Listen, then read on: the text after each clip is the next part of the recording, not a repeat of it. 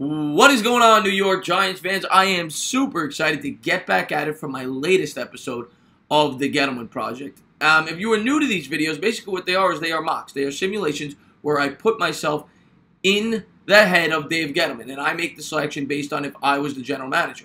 Now, I want to continue to stress that this is not exactly what I think will happen in the draft. This is not my official mock draft. My last mock draft, what I actually think is going to happen on draft night, will be up 3-4 days leading up into the draft.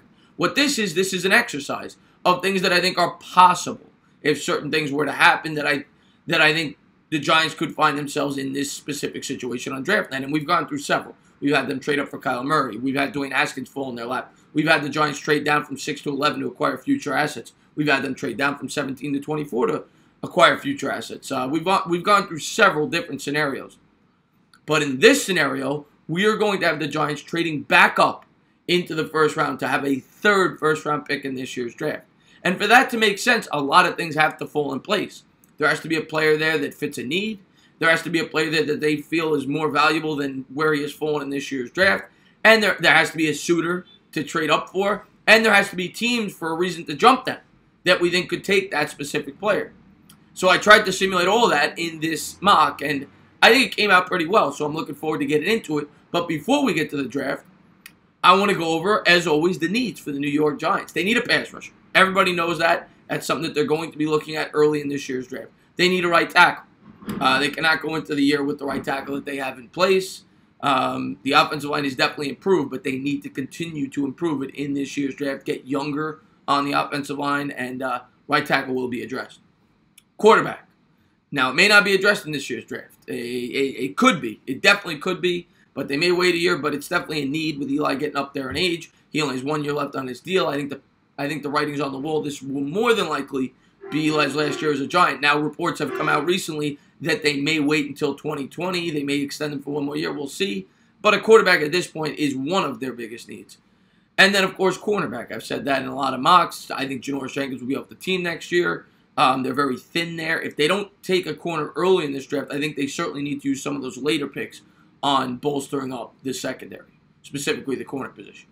So, without further ado, let's jump into it. I'm excited to get started. Let's get to number 1.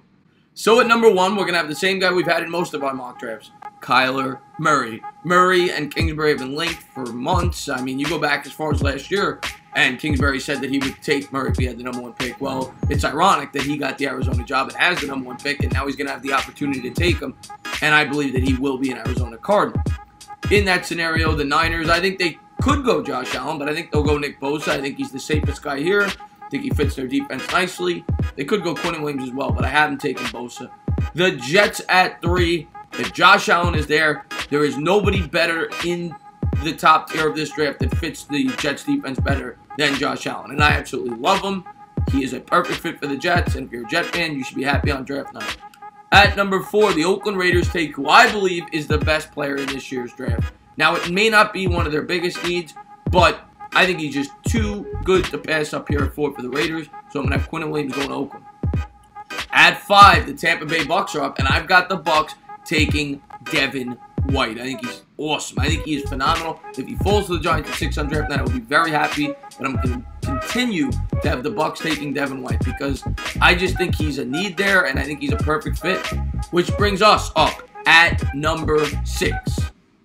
So here I am at number 6, and I've been in this exact scenario many times throughout this exercise. And I've picked different players. I've taken a lot of different players based on need and based on what I plan to do throughout that specific draft.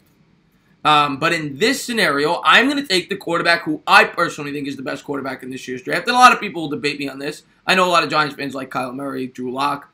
I like Dwayne Haskins. I do. And people are going to knock him for his throwing motion. They're going to knock him for the offense he played in, for his lack of experience. And some of those are fair, and in my opinion, some of those are not. But I love Dwayne Haskins here. I really do. There's no defensive player in this specific scenario that knocks my socks off. There's just not. I like Ed Oliver a lot. I like Rashawn Gary. I like Montez Sweat. But they're not perfect fits, and they're not perfect prospects, and I guess neither is Haskins. But what I love about this is, first off, I like the kid, but it gives us a lot of flexibility in next year's draft. That's the way I look at it. It doesn't force us, pigeonhole us to have to trade up for a quarterback in 2020 when we don't know what pick we're going to have, and or use a high pick on a quarterback next year. I like Haskins here at 6, and that is why I'm going to go with him.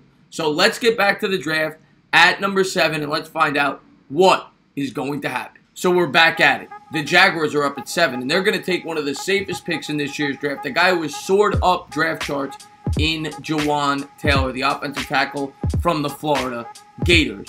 At 8, we're going to switch it up a little bit. I like the Detroit Lions here to take Greedy Williams, the cornerback of LSU, the best corner in this year's draft, very high upside. And I think the Lions maybe could use some help in that secondary. So we'll go Greedy Williams here to the Lions. The Bills are up at number 9, and they're going to address their biggest need, and that's the offensive tackle position. The offensive line was horrible last year. You've got yourself a nice Lamborghini in Josh Allen, your first-round quarterback last year. You got to protect him. Go get yourself Jonah Williams out of Alabama. At number 10, as I've done in several of these mocks, we're going to have John Elway getting his man, Drew Lock from Missouri, the quote-unquote golden-armed quarterback. At 11, we've got the Cincinnati Bengals taking Devin Bush. A good safe player here, a guy who had a great combine. He killed it, and he's moved up a lot of mocks because of it. A lot of people think the Bengals could take Devin White if he ever fell. Devin Bush makes a lot of sense if he doesn't. At number 12 to the Green Bay Packers, they address the edge in free agency. There's no doubt about it. They need to continue to improve that defense. And because of that, I have them getting a guy with huge upside. Could easily be the best player in this year's draft if everything pans out. That is Ed Oliver of Houston. Love this pick here for Green Bay. Number 13, I've got the Miami Dolphins taking themselves a nice D-end here out of Florida State. It's going to help them get after the pass rush. So they lost Cameron Wake. They could use some help with that defense. Brian Burns. At 14, the Atlanta Falcons. Atlanta Falcons have been linked to Ed Oliver a lot. Rashawn Gary, similar to Ed Oliver, same position. They both have the ability to play on the inside and out.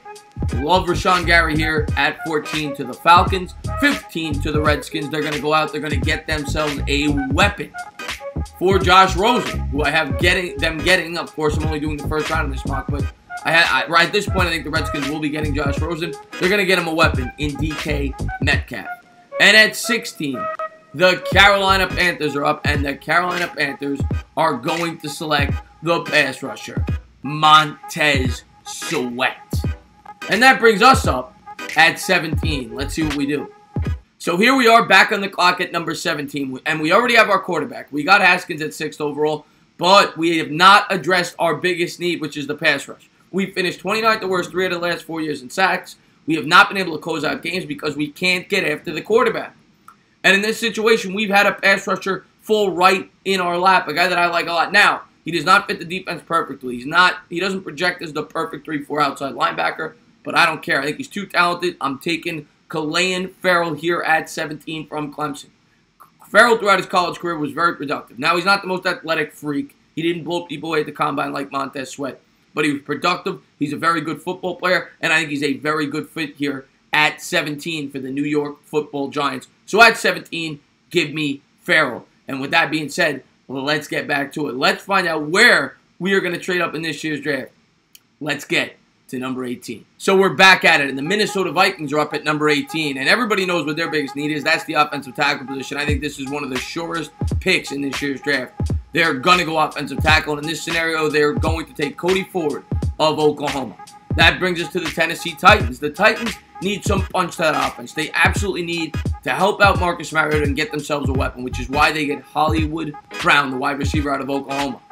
Number 20, the Steelers are up, and they're going to get who I personally believe is the best cornerback in this year's draft. They need some help at that position, and they're going to get DeAndre Baker of Georgia. The Seattle Seahawks are up at 21, and they're going to try to get back to the Legion of Boom. They're going to get a safety who I love in this year's draft. Maybe a little bit of a reach by some expert standards. I don't care. Nasir Adderley of Delaware. Give me him to the Seahawks. 22, the Ravens have needed a wide receiver for years. And that is why they're going to help out their second-year quarterback and get A.J. Brown. The Texans at 23, I've had them going offensive line a lot in my mocks. But here, I think T.J. Hockenson is too good a value to pass up. They're going to try to get some more help for that offense and get T.J. Hockenson. He could both block and catch, so I think it helps their blocking. It helps their blocking problems a little bit, but it also gives them a weapon. 24, the Raiders are up, and they're going to get the best player left on my board and help out that defense even more by getting Byron Murphy. And then finally at 25, the Eagles lost their D tackle. Everybody knows it, and they could use Dexter Lawrence to go out and help out that defense. And the Colts normally would be up at 26. But ladies and gentlemen, we have a trade. That is right. I have the New York Giants jumping up from 37 to 26 in this trade. The Giants are also giving up their third-round pick, which is 95 overall, and one of their 3 fifth-round picks. So let's get into explaining why I made this trade and who I'm going to take with this selection. Okay, so first, let's explain why the New York Giants jumped up 11 spots from 37 to 26 in this particular scenario to get this particular player. So, we've already gotten our quarterback in Dwayne Haskins. We've already gotten our pass rusher in Clelin Ferrell. And we could certainly get another pass rusher, whether it be in the interior line. We could certainly get a cornerback, but all 3 top-tier corners are gone. And we've quickly seen the offensive lineman fall off the board, which in my opinion is our second biggest need. We need to get a right tackle. And there's been one in this scenario that has fallen down. And a guy that kind of fell right into our lap, which is why we traded up. Now, from a Colts perspective, the Colts need help on defense, but they need to fill a lot of holes. And in this scenario, they're getting a plethora of picks. They're getting good value. They're only moving down 11 spots. They have an earlier second-round pick, so they'll be picking both 34 and 37. So they'll be able to fill 2 defensive holes now with those 2 picks. And then they also got a late third-round pick as well as a 5th. So they're going to be able to fill in a lot of holes. So I tried to make it to make as much sense as possible for both teams. So here it is. The Giants have traded up to 26 to get their right tackle, Andre Dillard. Now, Dillard very well may not be here on draft night, but for me to be able to make this scenario, somebody had to fall, and it had to be at a position of need, and it was Andre Dillard. I love Andre Dillard, super athletic. It's a guy who I think could man the tackle spot for years to come for the New York Giants, who could eventually shift over to left tackle as Solder gets older in his career. So there it is. Those are the 3 picks, guys. I got Dwayne Haskins, our future quarterback out of Ohio State. I went out and I got Clelin Ferrell from Clemson, who's going to help us get after the quarterback. And I got our right tackle for years to come in Andre Dillard. And I still have a lot of picks. Yes, I lost my 3rd-round pick, which is more or less a 4th-round pick. It's one of the last picks in the 3rd round. But I still have a 4th. I still have 2 5ths. I still have 3 7ths. And I still have a 6th, which gives me a lot of ammunition to move back up into the 3rd round if need be. So as always, if you liked what you watched, please subscribe. Drop a comment. Maybe give me a thumbs up. Tell me your thoughts. What would you have done differently? What did you like? What did you dislike about this draft? Cheers.